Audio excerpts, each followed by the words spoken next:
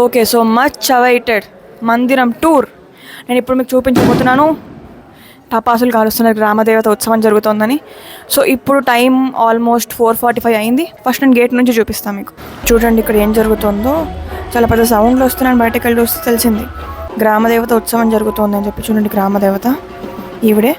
So ఈ ఉత్సవం వల్ల బాజాలు ఫుల్ డప్పులు వినిపిస్తున్నాయి చూడండి, చాలా మజా వచ్చింది. అలా నేను గుడి టూర్ కంటిన్యూ చేద్దాం అనుకునే లోపే భగవంతుడి తెర తీసేశారు ఈవినింగ్ టైం. సో ఇప్పుడు భగవాన్ దర్శనం చేసుకుని ప్రణామం చేసుకుని గుడి టూర్కి బయలుదేరదాం. చలో. ఓకే, సో ఇప్పుడు మీరు చూస్తుంది ఆలయం చాలా బాగుంది కదా. మీరు జాగ్రత్తగా చూస్తే కృష్ణుడు అర్జునుడు రథం మీద కూర్చుని ఉన్న ఆ కార్వింగ్ కూడా ఉంది ఇక్కడ. ఇప్పుడు జాగ్రత్తగా చూడండి, ఇది మందిరము, దాని పక్కనే ఉంది ఆశ్రమం. ఇది రాధా గోవింద ఆశ్రమం. అలా ఆశ్రమం మందిరం పక్కనే ఉన్నాయి. నా బ్యాక్గ్రౌండ్లో వెల్డింగ్ సౌండ్లు చాలా వస్తున్నాయి. ఈ టెంట్లు అవన్నీ పెద్దగా ఘనంగా ఏర్పాటు చేస్తున్నారు చూడండి. సాధు సమ్మేళనం జరగబోతోంది. పెద్ద పెద్ద సాధువులు అయోధ్య నుంచి, మథుర నుంచి, ప్రయాగ నుంచి ఎంతోమంది రాబోతున్నారనమాట. ఫిబ్రవరి 4th, 5th, 6th తేదీల్లో మా గురుగారికి జగద్గురు సన్మానం మళ్ళీ చేయబోతున్నారు. ఆయన మొట్టమొదటి గౌడీయ వైష్ణవ జగద్గురు. జగద్గురు అని ప్రస్థానత్రయ మీద భాష్యం రాసిన వాళ్ళు అంటారు. ప్రస్థానత్రయి అంటే భగవద్గీత, భాగవతము, ఇంకా ఉపనిషత్. ఇప్పుడు నేను మీకు మందిరం లోపలికి వెళ్ళి చూపిస్తాను ఎలా ఉంటుంది అని చెప్పి. ఇప్పుడు నేను ఎంటర్ అయిపోతున్నాను మందిరంలోకి. వెళ్ళిన వెంటనే స్ట్రైట్గా ఎదుర్కొన్న భగవంతుడు ఉన్నాడు. నేను లోపలికి వెళ్ళి చూపిస్తాను మీకు. ఫస్ట్ భగవంతు దర్శనంతో మొదలు పెడతాం. ఇక్కడ కాలు కడుక్కునే ప్లేస్. నేను ఇందాకే కడుక్కున్నాను. వీళ్ళు ద్వారపాలకులు. చలో, పీచుకి కాలు తుడుచుకుని వచ్చేసాం. రాధా గోవింద భగవానికి జయ హో. నమస్కారం చేస్తామన్నమాట, సాష్టాంగం. అబ్బాయిలు అయితే సాష్టాంగం, అమ్మాయిలు అయితే పంచాంగం. రాధా గోవిందుని దర్శనం చేసుకోండి. హరే కృష్ణ కృష్ణ కృష్ణ హరే హరే, హరే రామ రామ రామ హరే హరే. జై విజయులు. ఇంకా పైన చూడండి చైతన్య మహాప్రభు, నిత్యానంద ప్రభు, వాళ్ళ పైన రాధాకృష్ణ. ఓకే, సో ఇప్పుడు నేను నమస్కారం చేసుకుని కలుస్తాను మిమ్మల్ని. ఓకే, సో ఇప్పుడు మనం ఇటుపక్క వెళ్దామా? ఓకే, రైట్ సైడ్కి వెళ్దాం. వెయిట్ మినిట్, ఈ హాల్లో నేను ఇంకో విషయం చూపించనే లేదు మీకు. హారతికి వాడే ఇన్స్ట్రుమెంట్స్, మైక్ సెట్, ఇంకా స్వామీజీది ఫోటో, గురుదేవ్ ఫోటో కూడా ప్రణామం చేసుకుందాం. ఓకే, సో ఇప్పుడు మనం వెళ్దాం. ఇక్కడికి వెళ్ళే ముందు ఇక్కడ బుట్టు ఉంది. ఈ బుట్టు చాలా ఇంపార్టెంట్. ఇక్కడ కర్తాలు అవన్నీ ఉంటాయి. ఇక్కడ అన్ని సామాన్. ఇక్కడ మనం వచ్చిన వెంటనే ఎదుర్కొన్నా ఉంది ఆఫీస్ రూమ్. ఈ ఆఫీస్ రూమ్లో అన్ని డొనేషన్ కానీ పుస్తకాలు వాటన్నిటికి రిలేటెడ్ ఆఫీస్ రూమ్లో జరుగుతాయి డిస్కషన్స్. ఇటుపక్క నుంచి మనం వచ్చేస్తే మెయిన్ డోర్. ఇక్కడ నుంచి మనం వచ్చాం. సో దానికి యువతల పక్కే ఉంది వంటశాల. ఇక్కడే మా వంటలన్నీ జరుగుతాయి. చాలా అద్భుతమైన రుచికరమైన వంటలన్నీ అక్కడే వండుతారు. ఇక్కడ వీళ్ళు కూర్చొని జపం చేసుకుంటున్నారు. నా వ్లాగ్లో పడితే మీకు ఏమైనా అభ్యంతరమా? Thank you. ఇది గురుగారు రూమ్కి వెళ్ళడానికి మెట్లు అన్నమాట. ఇవి ఎక్కితే గురుగారు రూమ్కి వెళ్తాం. ఇప్పుడు మనం వెళ్తున్నాం మందిరం వెనకాల. ఇతరులు లోనికి చూడకూడదు, రాకూడదు. భగవంతుడికి సంబంధించిన వంటగది, అందుకే చాలా అసలు ఎవ్వరూ చూడకూడదు. ఇది గుడి బ్యాక్ సైడ్. ఇక్కడ చూస్తే ఇక్కడ కూడా గోపురం ఉంది గుడి బ్యాక్ సైడ్. ఈ పక్కన ఇది స్వామీజీది గది. ఇందాక నేను చూపించాను మెట్లున్నాయి.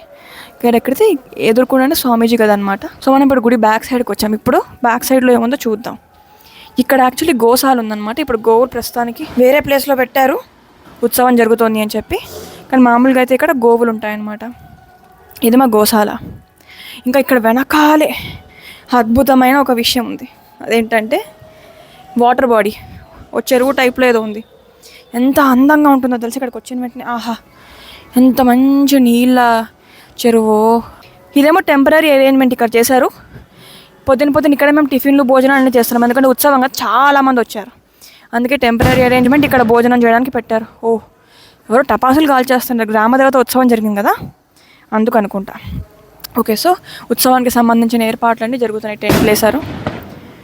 ఈ మందిరం సైడ్ వ్యూ. తులసమ్మ అన్ని తులసమ్మలు. ఓకే, ఇప్పుడు మళ్ళీ మనం వచ్చిన దారిలో వెళ్దాం. ఈ మందిరమే కాదు, ఏదైనా మనము వీడియోలో చూపిస్తూ అలా ఉంటుంది, మనం కళ్ళతో చూస్తూ అలా ఉంటుంది. ఈ మందిరం మీరు కళ్ళతో చూడాలి, అప్పుడే బాగుంటుంది. మా బృందావన మందిరం కూడా చాలా అద్భుతంగా ఉంటుంది. మా బృందావన మందిరం పూర్తిగా ఎర్ర రాతితో కట్టారు. Red stone, everything. Main gopuram must watch in your life time అనమాట. Red stone temple. Okay, so ఇప్పుడు బ్యాక్ టు నంబూర్ టెంపుల్. ఇది కూడా చాలా అందంగా ఉంది. బ్యాక్ సైడ్ అనుకున్నాం కదా, ఈ బ్యాక్ సైడ్ నుంచి వచ్చాను ఇప్పుడు.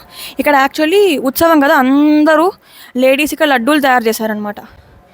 చాలా వేల వేల లడ్డూలు తయారు చేశారు. ఇక్కడ తులసమ్మలు, అందుకే ఇలా ఫ్లోర్ ఇలా ఉంది. ఇప్పుడు చూస్తూ ఉండండి ఏం జరుగుతుందో.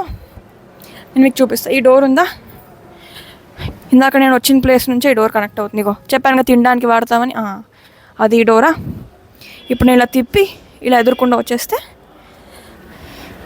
మళ్ళీ భగవంతుడి హాల్. ఇందాక మనం అటుపక్క నుంచి వెళ్ళాం, ఆ డోర్ వైపు నుంచి ఆఫీస్ ఉంది, అక్కడ నుంచి వెళ్ళి ఇలా తిరిగి ఈ డోర్ నుంచి వచ్చామన్నమాట భగవంతుడి దగ్గరికి. మళ్ళీ ఫైనలీ జీవి ఈ సంసారంలో ఎంత కొట్టుకున్నా చివరికి తిరిగి రావాల్సింది ఎక్కడికి, భగవంతుడి దగ్గరికి కదా. నేను ఆశ్రమం టూర్ కూడా ఇచ్చేదాన్ని, కానీ ఆశ్రమంలో ఏం లేదు, బాల్కనీ ఇంకా మన గుడి టెర్రస్కి ఆ ఆశ్రమం బాల్కనీకి కనెక్షన్ ఉంటుందన్నమాట. అదంతా నేను అన్నీ చూపించేస్తే మీరు ఇక్కడికి వస్తారా చెప్పండి, మీరు వచ్చి చూడాలి కదా, సస్పెన్స్ కూడా ఉంచాలి వ్యూయర్స్కి. అందుకని ఈ మంచి ఆలయం చూడడానికి రండి, ఇక్కడ ప్రసాదం తినడానికి రండి, ఇంకా మా గురుగారిని దర్శించుకోవడానికి రండి. ఈ వ్లాగ్ రిలీజ్ అయ్యే టైంకి గురుగారు బృందావనం వెళ్ళిపోయి ఉంటారు. అట్లీస్ట్ బృందావనం అయినా నెక్స్ట్ టైం గురుగారు నంబర్ వచ్చినప్పుడు నేను చెప్తాను, నన్ను ఫాలో అవుతూ ఉండండి. ఎప్పుడు నా గురుదేవ్ వస్తారో మీకు తెలుస్తుంది. నేను ఇంకా సాధువుల దర్శనము ఉత్సవము చూపించనే లేదు మీకు. అది నిజమైన మజా అంటే 3 రోజులు లైన్లో ఉత్సవము, ఆ సాధువులు, ఆ హడావిడి. ఇంకా నేను ఎక్కడికో వెళ్తున్నానని చెప్పాను, నేను ఆశ్రమానికి రావాలి ఉత్సవానికి. ఉత్సవం టైంలో నేను ఆశ్రమంలో ఉండట్లేదు, వేరే భక్తురాలు ఇంటికి వెళ్తున్నాను అనమాట. సో ఇప్పుడు ఈవినింగ్ హారతి అనమాట 6:30కి.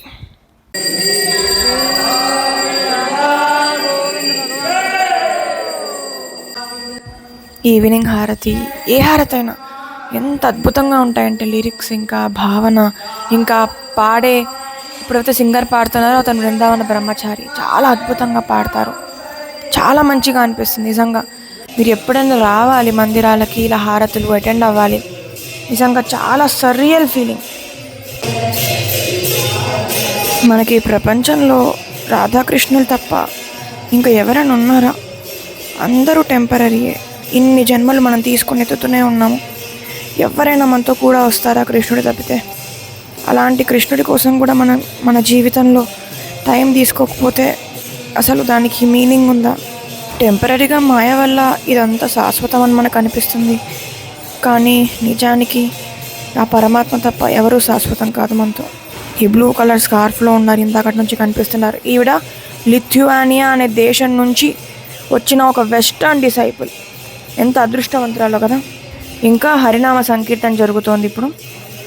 ఈవినింగ్ హారతితో పాటు హరినామ సంకీర్తన కొంతసేపు జరుగుతుంది, అలా శయనహారతి వరకు కీర్తనలు జరుగుతాయి. దాని తర్వాత ఇంకా భగవంతుణ్ణి నిద్ర పుచ్చేసి తెర క్లోజ్ చేసేస్తారు. ఎంత అందంగా ఉన్నారో చూడండి రాధాకృష్ణులు.